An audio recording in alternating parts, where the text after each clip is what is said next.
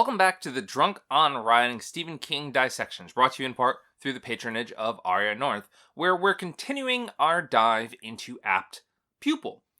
Today, by really digging into the 1998 Bryan Singer adaptation starring Brad Renfro as the titular character and Ian McKellen as Doosander, aka Danker, aka awful old Nazi drunk who tries to kill a kitty. Before we get into it though, let me just remind you that you can get more Drunk on Writing more often by heading on over to drunkonwriting.com and signing up. Just $1 will get you twice as many episodes as you get on the free feeds, and it's definitely totally worth it because you get stuff like this far more often. Honestly, there's going to be videos that are going to go up this year. I don't know when they're going to go up on the free feed, so it's kind of a cool deal. Anyways, Bryan Singer today is probably best known for his run on the X-Men film series. But he really made his mark with the probably now classic 1995 release, The Usual Suspects, which you should definitely see if you haven't. Now, why that matters for this particular dissection is because Bryan Singer took a copy of that and sent it on to Stephen King as an audition of sorts. Now, mind you, this was before The Usual Suspects actually released, so kudos to Stephen King. He was kind of getting a jump start. But Singer was kind of auditioning. He was trying out. He was throwing his hat in the ring because he wasn't the first person to actually try to adapt APT Pupil. Now, that was a weird sentence to say. In fact, almost immediately after the novella was published, producer Richard Coberts, who'd already had a hand in the Salem's Lot adaptation as well as the 1983 Christine, acquired the rights. He met with actor James Mason to play the role of Doosander. James Mason, by the way, you might know again from Salem's Lot, in which he played Straker. But Mason unfortunately died pretty soon after being offered the role, and Coberts' second choice, Richard Burton, died after being approached for the role as well. At this point, I probably would have taken that as maybe a sign not to do the film, but I'm also not a Hollywood producer, and pretty sane. But anyways, Coberts sort of backed off at the very least, and fast forward to 1987, where director Alan Bridges, who I've personally never seen anything of, started directing an adaptation of APT Pupil, starring then up-and-comer Ricky Schroeder, as he was known, in the lead, alongside the one and only Nicol Williamson. But again, after just 10 weeks of shooting, the production company's funds sort of dried up, and when they finally could get back to shooting a year later, Rick Schroeder did what pretty much every 17-year-old does. He grew up, to the point that nearly 40 minutes of completed footage had to be completely abandoned. Yeah, not really cursed at all, huh? Back to Bryan Singer, though. He had been following this news, or certainly seemingly the lack of it, and when the rights reverted back to Stephen King, as they do when things take a bit too long, he took his shot. And Stephen King, for better or worse, I probably would fall somewhere in the middle on this, gave Bryan Singer a chance for just $1 to boot. Yeah, it was one of those dollar babies, sort of. At least for the rights part. Singer commissioned a new script from his as yet unproven friend Brandon Boyce. Got a production company, signed McKellen and Renfro, more on that in a moment, but shocking everyone, ran into some trouble. Singer and his producer, Scott Rudin, whose name you'll find behind a million different projects from Flatliners to The Addams Family to Sister Act and Clueless, they got into some disagreements, whether financial or creative, or all of the above, or none of the above, or some other such, and Rudin and the production company dropped out, pushing filming back almost a year as Singer struck a $14 million deal with the rather appropriately named Phoenix Pictures to get back to it. There's actually a great quote here from a 96 Entertainment Weekly article acknowledging the trouble, where Bryan Singer says, "Ian McKellen better watch what he eats over the Christmas holiday." I pity the alternate universe where APT Pupil costs us Magneto and Gandalf, but there is a rather great quote again in Cinefantastique from Bryan Singer about Ian McKellen, about choosing him. And it is worth noting before we go on about Ian McKellen, especially given his role as Magneto, who was sort of affected by the Holocaust in the World War II Holocaust, and especially of course in light of this movie, that Ian McKellen was an infant at the time of the war. An infant. Yeah, it was that long ago. It's kind of insane. But anyway, Singer said, Ian has a complex personality, and I felt if I could combine his complexity, his colorfulness, to the stoic German character, it would create a character that, although evil, would garner more sympathy and would be more enjoyable for the audience to watch. Of course, the two would obviously pair up again immediately for the first X-Men film, as well as a few sequels. So I guess they seem to enjoy working together. Singer also had this to say about Renfro, who was 15 years old at the time and was chosen after several hundred actors auditioned for the role. Singer said, Brad was the brightest, the most intense, and the most real. Not only could he have the intensity when we wanted, there was a hollowness that he could convey, and by the end of the picture, he had to become this empty vessel. Somewhat odd quote, but we can't really talk about Renfro's role in this movie, or really him at all, without really touching on his unfortunate death at the age of 25, which was just about 10 years after the release of APT PUPIL due to a heroin overdose. Now, Brad Renfro had admittedly first done heroin at the age of 12, and his mother was hooked on it when he was born. So there was a history of use with him and with his family.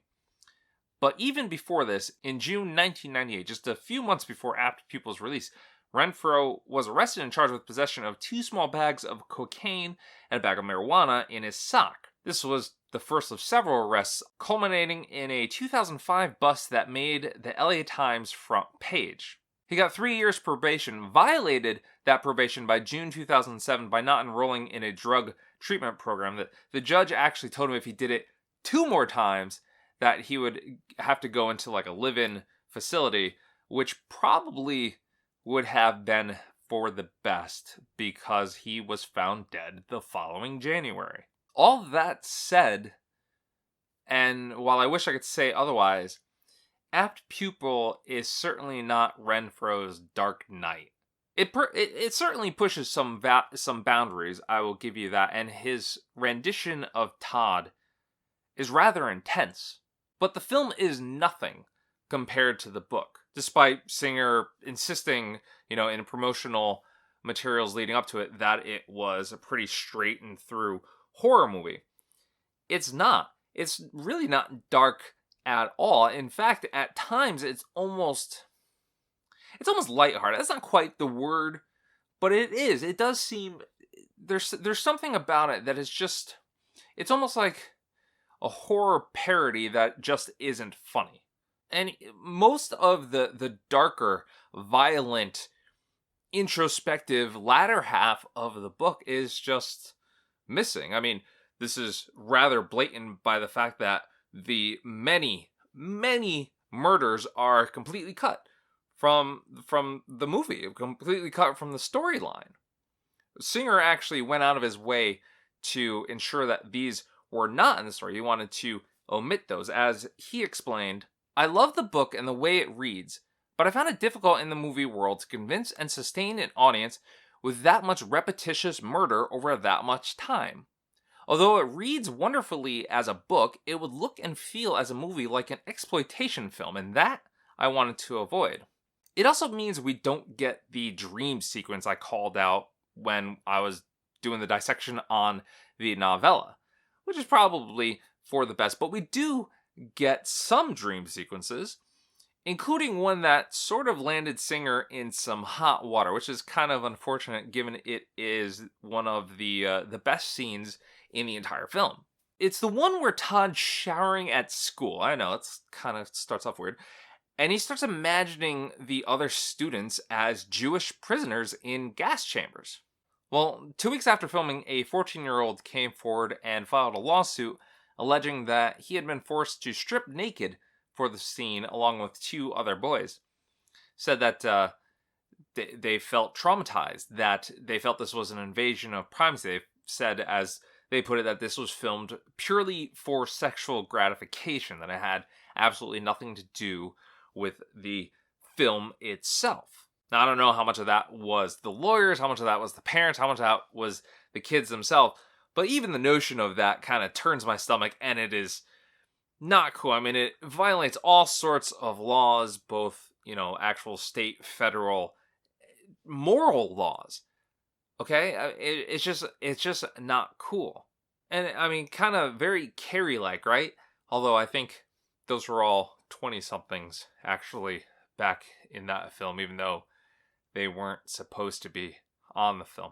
I don't know, it was all very weird, and it didn't actually make the final cut of the film, as, it was reshot with adult actors, and that is what you see in the final version. And the lawsuit itself didn't really get anywhere. It was either dismissed for lack of evidence or settled out of court.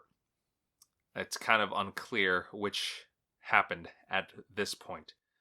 But this, of course, was not the last time Singer ended up in hot water. Just a couple years ago, another lawsuit was filed against him. This in December 2017, alleging that Singer sexually assaulted a then 17-year-old at a yacht party. That one was settled in early 2019 for a supposed $150,000. Did he do it? I don't know. He denied it. Does it affect apt pupil? No, not really. It doesn't really have much to do. It's an interesting footnote, but I think an important one, especially, in light of where we are today, and one that I really wanted to bring forward here to kind of sort of have the full scope of things, as it were. I want to be able to tell and convey the full story, or as much of the story as I personally can, so I wanted to include it here. And that's pretty much all I have to say about that. So let's continue on, shall we? I was talking about how the movie is so toned down compared to the book. And, it's not just about the killing. It's about the overt negativity to the Jewish population, Jewish faith, the Jews. The hatred against women, the hatred against the homeless people. I mean, that is pretty much entirely lacking in the film. Now, you don't have to include that. I'm not saying that it would have been a good thing if they were in the film. I mean, a film can be different. An adaptation can be different from the book that is based on. I mean, just look at my love for Stanley Kubrick's The Shining, or, more recently, Carrie the musical. But if you're going to make a difference, if you're going to change the story up, you're going to do something different for difference's sake, you still have to be effective. You still have to tell a good story. And frankly, Bryan Singer with Apt Pupil did not. In many ways, I find this movie kind of boring. It reminds me a lot of the Twilight films, and immediately right off the bat, you should find that problematic, because the only thing good to come out of the Twilight film was Anna Kendrick. And those films are just bad. But what it reminds me of is, if you remember those films, there's a whole lot of rising action. There's a whole lot of build-up. There's a lot of dialogue. There's a lot of special effects. There's a lot of really kind of cool stuff that all seems to be building toward this epic, super awesome climax that never actually happens. The whole story goes nowhere, and it is exactly the same in Apt Pupil. The story seemingly goes nowhere, and while a good portion of the ending was similar to what we found in the novella, there is one significant change that I think really is the root cause of this sort of letdown in the final act. And that's Todd's ending.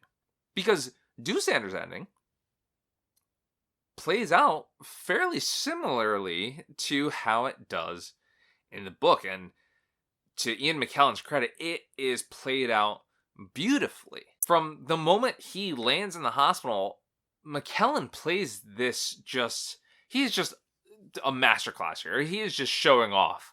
Even the way he talks to the investigators. Hey, look, it's Miles Dyson. What's he doing here? And his death in particular is a very harrowing scene, a very powerful scene, almost as painful to watch as it likely would be to go through. Well, maybe not. It's still good though. Maybe not quite up to the same level as King's text, however, which gives Doosander, compared to the movie's obviously very painful ending, a very painless death. I mean, he kind of gets off fairly easy physically, he just sort of fades out. Though to me, Doosander's death in the book is a bit more horrific and a bit more fitting of a punishment. Just give this a listen. He had never felt so much like sleeping, and his sleep would be long. It would be restful. Unless there were dreams. The thought shocked him. Dreams? Please, God, no. Not those dreams. Not for eternity. Not with all possibility of awakening gone. Not... In sudden terror, he tried to struggle awake. It seemed that hands were reaching eagerly up out of the bed to grab him, hands with hungry fingers. No! His thoughts broke up in a steepening spiral of darkness, and he rode down that spiral as if down a greased slide, down and down, to whatever dreams there are. That's my second time filming that, because the first time my microphone ran out of battery. I think I did it better the first time, but I'm going with it. Sorry if I kind of got a little too into it. As you can tell, I kind of like it. Now, both versions of this have their merits. It's pain versus mental anguish. Pick your poison, whichever one you feel is the more serviceable punishment. I think they're both fairly good. I'm not going to say one is definitely better than the other, although yes, I will say that the book is definitely better than the film. And I have to say that Todd's ending in the book is definitively better than his ending in the movie. See, in King's novella, after the heart attack that lands Doosander in the hospital, there's an investigation. After, it turns out that Doosander's roommate kind of catches him, figures out he's a Nazi. They come in, they investigate. Todd's question. This plays out very similarly in the film, all right? We're good so far. But in the book, right, in the novella, the investigators are smart. They catch Todd in a lie almost immediately. And what more, they find his fingerprints. They find a witness to tie him to one of the locations of the murders. They find a whole bunch of evidence to corroborate this, to make it seem like he's if not an accessory, an accomplice. Is that the right word? Accomplice? I think that's the right word. Accomplice? But they're going through and they're finding this massive grave underneath the house. And it's not a massive grave. Actually, when I was pulling this together, I started to really see those parallels here, that it's not a massive grave. It's a mass grave. Drawing back the parallels back to the Holocaust. This Nazi is back at it. And King does kind of demonstrate that in the book. There's this imagined headline that I think it was Doosander that put it up. It might have been Todd. But here, listen to this one. The bodies would be found, and when they were, it would be a worldwide story. Patton Commandant never lost his touch. Horror in Nazi's basement. He never stopped killing. Gotta say, those parallels would have been really, really cool to explore on film. They really, really would have. It would have been interesting to see what would have happened there. But I want to say sadly, it's not really sad that only one person died. It's not.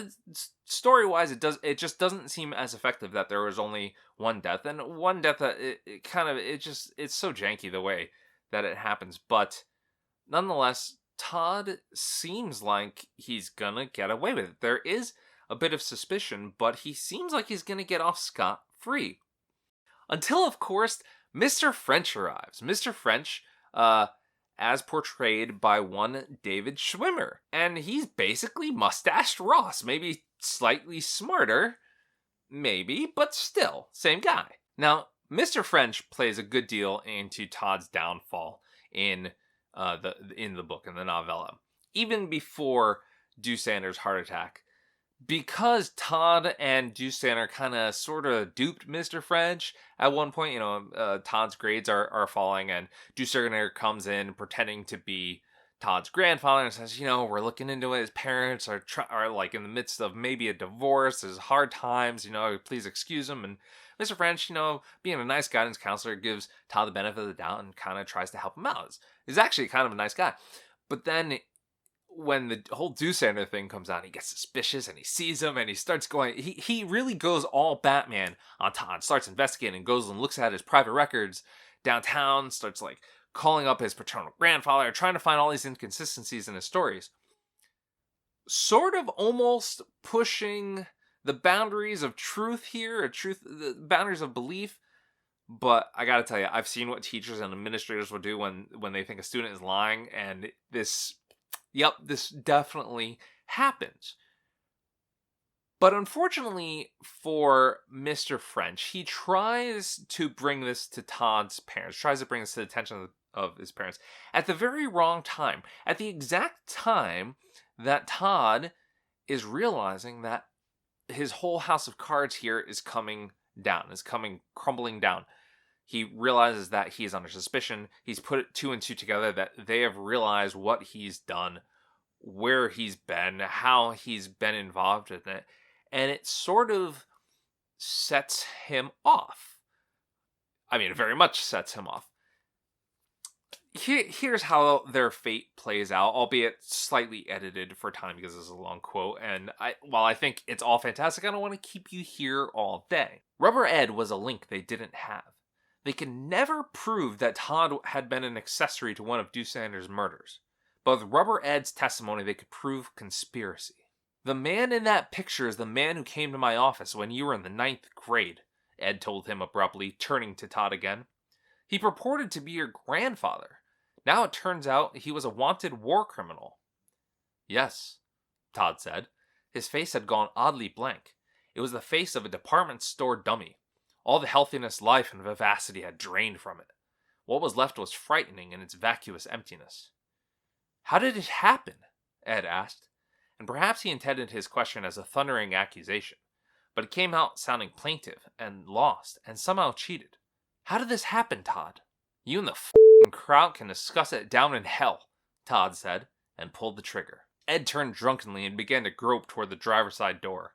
Todd shot him again, aiming for the base of the spine, and Ed fell down. His feet drummed briefly on the gravel and then were still. Sure did die hard for a guidance counselor, Todd thought, and brief laughter escaped him. At the same moment, a burst of pain as sharp as an ice pick drove into his brain and he closed his eyes. When he opened them again, he felt better than he had in months. Maybe better than he had felt in years. Everything was fine. Everything was together. The blankness left his face and a kind of wild beauty filled it. He went back into the garage and got all the shells he had, better than 400 rounds. He put them in his old knapsack and shouldered it. When he came back out into the sunshine, he was smiling excitedly, his eyes dancing. It was the way boys smile on their birthdays, on Christmas, on the 4th of July. It was a smile that betokened skyrockets, treehouses, secret signs, and secret meeting places, the aftermath of the triumphal big game, when the players are carried out of the stadium and into town on the shoulders of the exultant fans. The ecstatic smile of tow-headed boys going off to war in coal-scuttle helmets. I'm king of the world! He shouted mightily at the high blue sky and raised the rifle two-handed over his head for a moment. Then, switching it to his right hand, he started toward that place above the freeway where the land fell away and where the dead tree would give him shelter. It was 5 hours later and almost dark before they took him down. Brilliant! Amazing! Dark as all heck, but I absolutely love this ending. It is so fitting to the character, to all the characters, Mr. French, to Todd, to everyone involved in this. It is such a finely tuned ending to this story. It is the exact ending that we deserve here. It is the one that has been building toward all of these pages. And in the movie, it seems like it's about to happen, right? Everything else with Doosander goes off. Mr. French comes to Todd's house. Todd greets him and says, "Hey, Mr. French, what's going on?" And me, on the outside of the screen, I gasped. I sat forward. I was excited. I said to myself, is Ross about to get his head blown off? Is this about to happen on film? I can't believe it. I shouldn't have psyched myself up, admittedly. That was my own fault. But no, that was not about to happen. Nothing of the sort was about to happen. Not at all. Not a single part of that very finely crafted ending is actually in the movie. Not one bit. Instead, Singer employs an awfully tired cliche, and awfully tired and just awful cliche. He has Todd threaten to tell everyone that Mr. French is a pervert. I'm not kidding. Just watch this. Now, wait a minute. What are you... You're going to tell people I did something to you, Todd? I don't want to drag you down with me, but I will. I'm better at this than you are. You can't do this, Todd. You have no idea what I can do.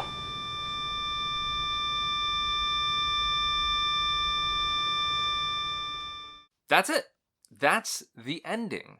That vague but still fairly empty, tired, just not very exciting ending. Now, maybe that was the most horrific thing that Singer could have possibly thought of. I don't know, but it just didn't work for me after everything that had come before it. Now, while Singer later admitted that he felt he could not live up to King's ending, it felt to me as if we'd lost the scene, that the movie was just incomplete. And to be fair, it is incomplete. It's not finished. Singer just abruptly ends it before the final actual ending. And I wasn't the only one to notice. Critics kind of panned the story in this regard. They said that the third act in particular felt a little empty, though they did praise the acting from Ian McKellen and Brad Renfro in particular. And yes, the two of them, they were brilliant.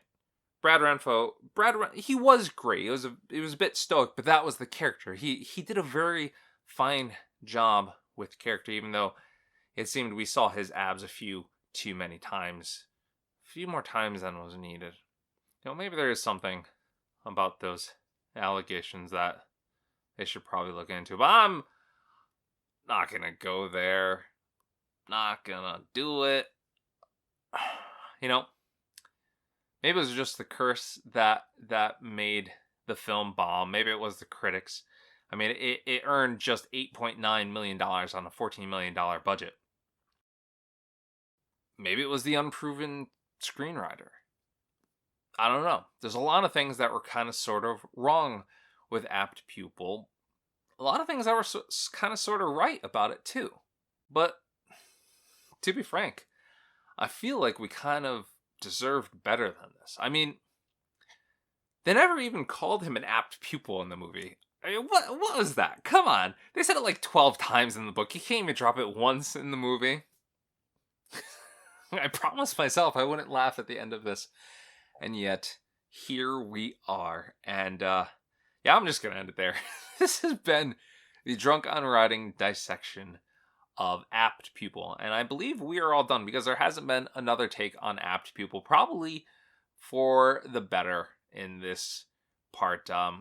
But if you'd like more episodes of this, if you'd enjoy this weird series, this series goes in some weird direction. Man, Stephen King, I don't know about him sometimes. I really, truly don't. I think I've said that before, but he's got a dark, twisted head. And some of the people that are adapting him, they're pretty much as dark and twisted as he is, and maybe more so in this particular case. I don't really know. But if you enjoyed this episode, please be sure to give it a thumbs up. Please subscribe to the channel. please leave a comment below with, let me hear your thoughts on Apt Pupil. Let me know if you enjoyed it. Maybe I'm in something of a minority now. I know this has become something of a cult classic. Again, I don't really know why. I wish I could have enjoyed it the same as I enjoyed Shawshank Redemption and Stand By Me, which we will talk about soon. I loved that movie. It's a great movie. 2 out of 3 ain't bad. Oh, I gotta stop myself. I think I'm just overly tired right now. Until next time. Oh, go to drunkonwriting.com and sign up for more videos more often. Whole bunch of exclusive goodies. Go listen to the podcast wherever podcasts are up. They're the dissections. You can listen to this as a podcast. And yeah, until next time, cheers. And as always, keep on writing.